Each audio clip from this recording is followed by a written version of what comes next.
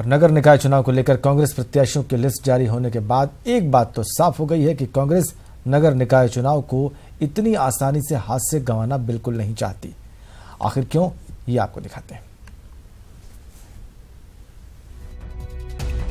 नगर निकाय चुनाव के लिए नामांकन के दौर के बीच बीजेपी के बाद अब कांग्रेस ने भी अपने प्रत्याशियों का ऐलान कर दिया है।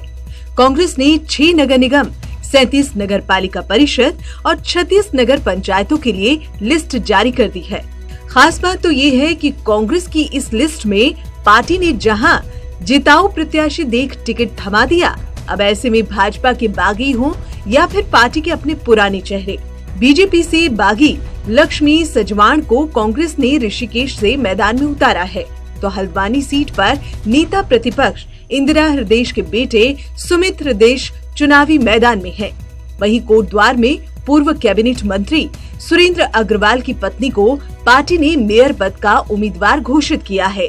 हमारा फोकस दोनों बातों पे रहा। पार्टी के जो हमारे ऐसे चेहरे हैं जो पहचाने हुए हैं, जिनको लोग जानते हैं और जो पार्टी के लिए प्रतिबद्ध रहे हैं, पार्टी की नीतियों पर जिनका विश्वास रहा है और जिताऊ भी हैं।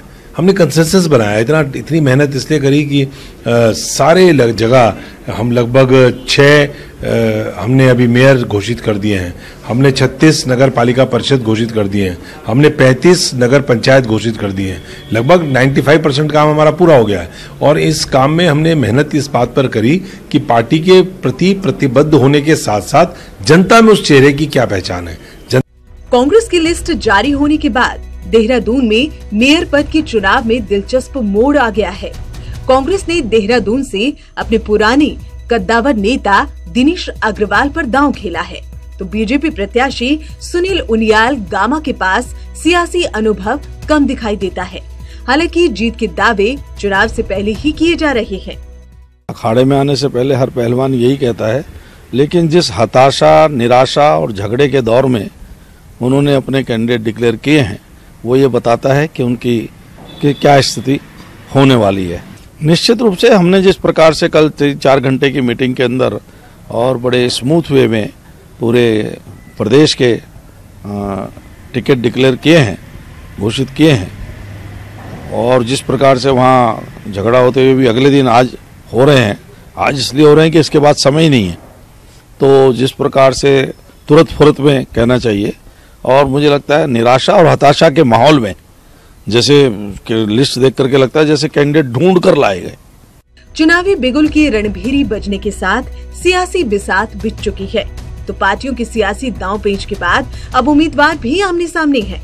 राज्य का इतिहास रहा है कि चुनाव कोई भी हो, मुकाबला बीजेपी कांग्रेस में ही कांटे का दिखाई दिया है। अब ऐसे में नगर निकाय के चुनाव में बाजी किसके हाथ लगेगी, ये देखना दिलचस्प होगा। न्यूज़ 18 के लिए देहरादून से सोनू सिंह की रिपोर्ट। और केंद्रीय मंत्री गिरिराज सिंह का बड़ा बयान आया है। उन्होंने कहा कि देश राम के वंशजों का है, मुगलों का नहीं। आक्रांताओं ने हमारे शहरों के नाम बदले थे, आज हम शक्ति में आए हैं तो हम बदल रहे हैं। बिहार में खिलजी ने लूटा है, आज बख्तियारपुर से लेकर कई शहर उन्हीं के नाम पर है। हम योगी को धन्यवाद देना चाहते हैं। हम बिहार के शहरों को भी उनके भी नाम बदलने की मांग करते हैं। प्रयागराज का नाम लेने मात्र से संस्कृति का भाव आता है। देश में राम मंदिर बनेगा और मुसलमानों के साथ मिलकर बनेगा। जो लोग मंदिर बनाने में रुकावट पैदा करेंगे, उन्हें लोगों के आक्रोश का सामना करना पड़ेगा और अंजाम भुगतना होगा। मुगल भैया, मैं कह चुका हूं, हम कोई विरासत, कोई राजनीतिक लाभ के लिए नहीं करते। हर व्यक्ति में मैं आपसे पूछता हूं, आपका घर कोई कब्जा कर ले और जब आप ताकतवर हो तो क्या उस घर पर से उसी का नाम रहने देंगे? ये दुनिया का रहा है फितरत कि जब कोई आक्रांता किसी पे कब्जा करता, कोई जब हम सामर्थ्यवान हुए तो हम मुगलों के मुगल आक्रांता थे। अगर उन्होंने प्रयागराज का नाम प्रयागराज रखा, ये अच्छी चीज है। भारत में कोई नहीं मुगल का वंशज है, सभी राम के वंशज है, सभी भारतीय।